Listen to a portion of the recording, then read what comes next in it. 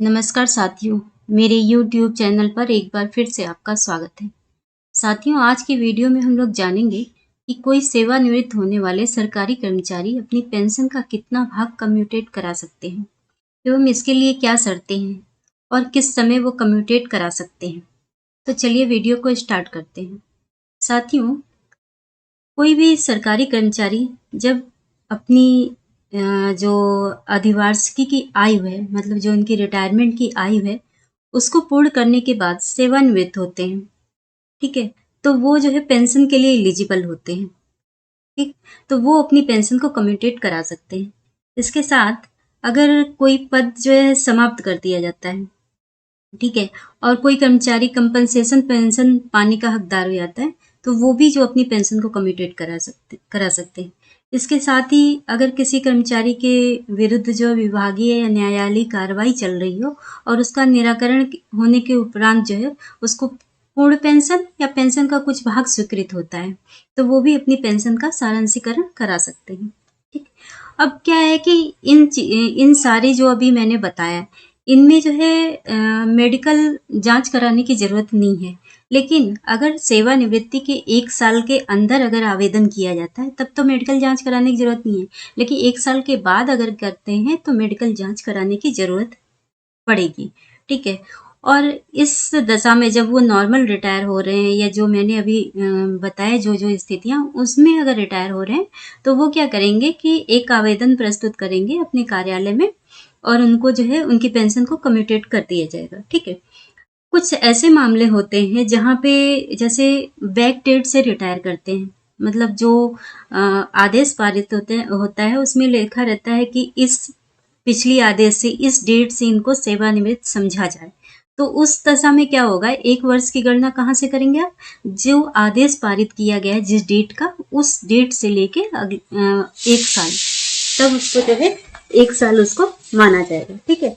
और अगर ऐसे ही कोई विभागीय या न्यायालयिक कार्रवाई जो जब पूर्ण हो जाए, पूर्ण होने के बाद जब पेंशन का निर्धारण किया जाता है, तो उस मामले में क्या होगा, जो जिस डेट में वो आदेश जारी किया गया उस डेट से माना जाएगा उनको सेवानिवृत्त, ठीक है। उस डेट से 1 साल जो होगा वो समय होगा कि 1 साल पीरियड उसको काउंट करेंगे, ठीक है।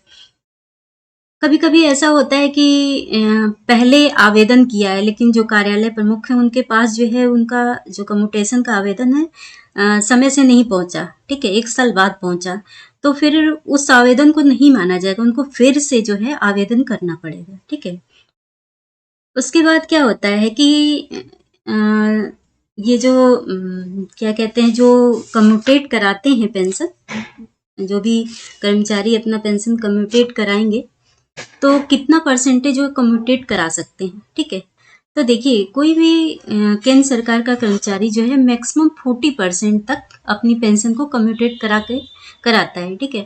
और क्या है कम्यूटेशन? जो पेंशन का जो है एक भाग जो कम्यूटेट कराते हैं, वो एडवांस में उनको जो है एक मुश्त राशि उनको मिल जाती है, ठीक है। पहले देखिए यहाँ पे क्या है, केंद्रीय सिविल सेवा पेंशन सारांशीकरण नियमावली 1981 और रेल सेवा पेंशन सारांशीकरण नियम 1993। साथियों, ये जो दोनों नियम है, ये जो नियम है केंद्रीय सिविल सेवा पेंशन सारांशीकरण नियमावली 1981, ये जो है सभी गवर्नमेंट कर्मचारियों के लिए। रेलवे ने अपना जो रेल सेवा पेंशन सारांशीकरण नियम 1993 बनाया है, ये दोनों जो है समतुल्य है, ठीक है। रेलवे कर्मचारियों के लिए ये, ठीक है। उसके बाद क्या होता है, आगे बढ़ते हैं। यहाँ पे मैंने बताया कि 40% मैक्सिमम जो है अपनी पेंशन का वो कम्यूटेट करा सकते हैं, ठीक है। अब उसमें उससे कम भी करा सकते हैं, 30, मैक्सिमम जो है हमारा 40% है, ठीक है। उसके बाद क्या है कि 1 वर्ष के भीतर विकल्प का प्रयोग करते हैं तो किसी मेडिकल जांच की आवश्यकता नहीं, ठीक है।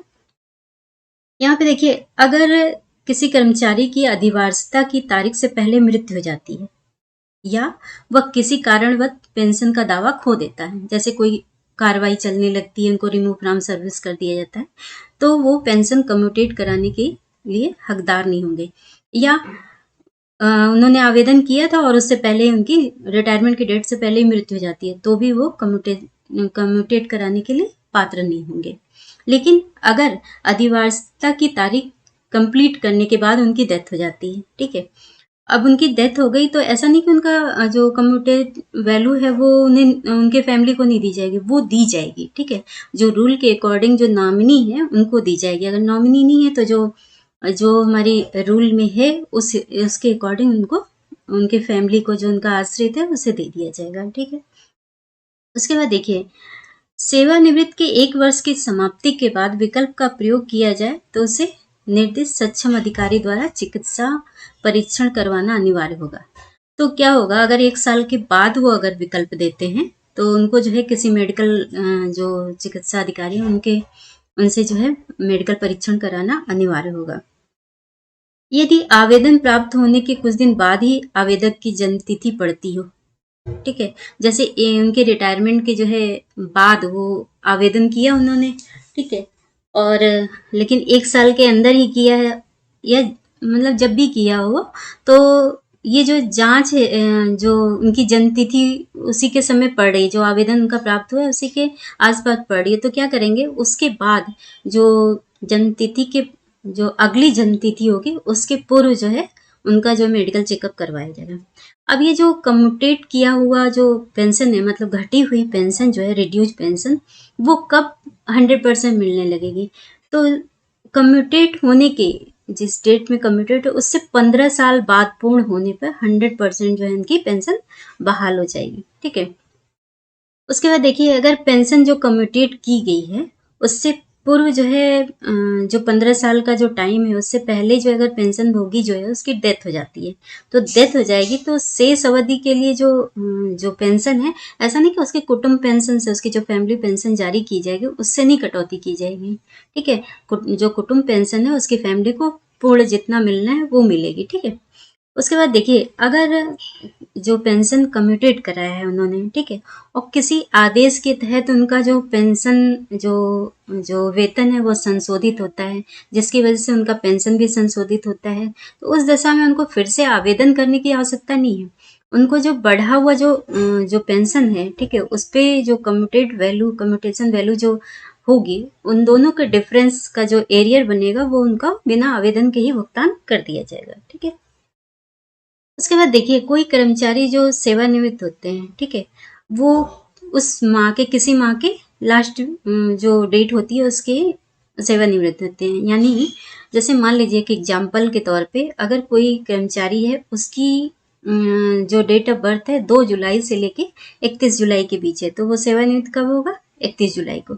लेकिन अगर कोई कर्मचारी जो है किसी माह के पहले यानी 1 अगस्त को अगर मान लीजिए उसका वो जो जन्मतिथि है 1 अगस्त है, तो वो कब रिटायर होगा, 31 तारीख को, ठीक है।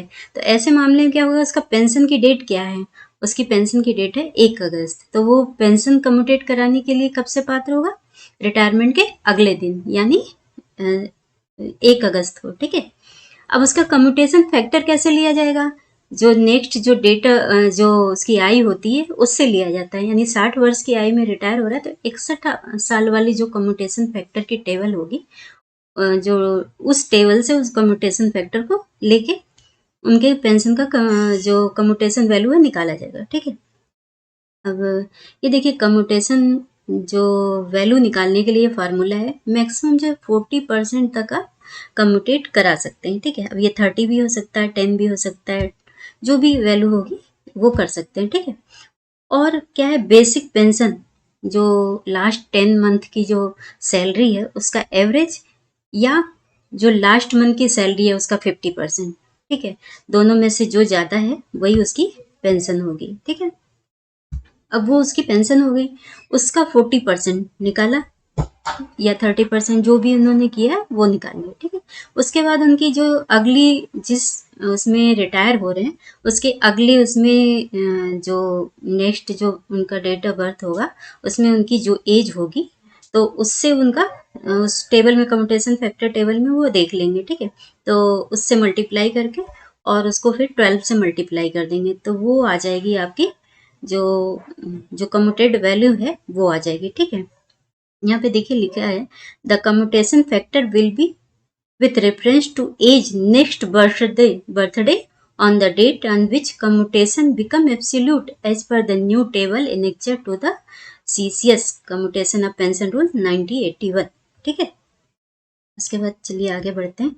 ये देखिए कम्यूटेशन फैक्टर है। ठीक है, अब मान लीजिए कोई कर्मचारी जो है 60 साल की एज में रिटायर हो रहे हैं। ठीक है, अपनी अधिवर्षता की आयु पूर्ण करने पे वो रिटायर हो रहे हैं, तो उनका कम्यूटेशन फैक्टर क्या होगा, 61 साल। ठीक है, नेक्स्ट जो बर्थडे होगा उनका तो क्या है 8.194। ठीक है, अब एक एग्जाम्पल से इसको समझते हैं कि कोई कर्मचारी जो है एक जिनकी जो है जो पेंशन बन रही है 42,900 रुपये। ठीक है, उसके बाद उनकी कम्यूटेशन वैल्यू क्या होगी, 42,009 का 40%। ठीक है, 40% निकालने पे कितना होगा, 17,160 रुपये। ठीक, और कम्यूटेशन फैक्टर में मैंने अभी दिखाया 61 साल में क्या है 8.194, तो कम्यूटेशन फैक्टर से 8.194 से मल्टीप्लाई कर देंगे। ठीक है, और मल्टीप्लाई 12 से करेंगे तो हमारा जो है देखिए कम्यूटेशन जो वैल्यू है वो आ गई 16,87,308 रुपये 48 पैसे। तो इसमें क्या होगा, ये पूरे रुपए के पूर्ण भाग में आ जाएगा। ठीक है, ये रुपए के पूर्ण भाग में आ गया और कितना हो गया फिर 16,87,309 रुपये, ये 8 का ये 9 हो गया। ठीक है, अब ये रेजिडुअरी पेंशन या रिड्यूस पेंशन क्या होगी, तो जो कम्यूटेट किया है वैल्यू, ये जो 40% कम्यूटेट किया है ना, तो कितना आया 17,160। तो मूल पेंशन से 17,160 घटा देंगे तो कितना हो गया 25,740 रुपये। ठीक है, अब कर्मचारी को जो पेंशन मिलेगी क्या होता है, ये रिड्यूस पेंशन प्लस डीए।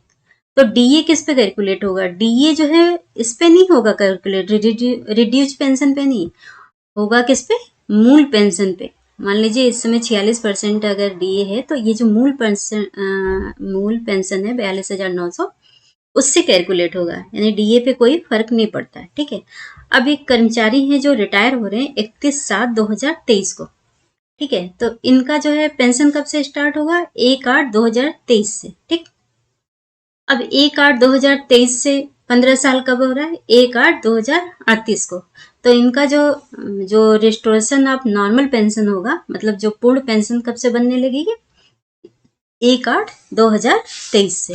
ठीक है, अब ये तो ये हो गया आपका कैसे पेंशन को कम्यूटेट कराएंगे और कितनी वैल्यू जो है मिलेगी। ठीक है, और आज के वीडियो में बस इतना ही, फिर मिलेंगे किसी नए वीडियो के साथ। अगर आपको मेरी वीडियो अच्छी लगी हो तो प्लीज़ लाइक करिए, सब्सक्राइब करिए। धन्यवाद।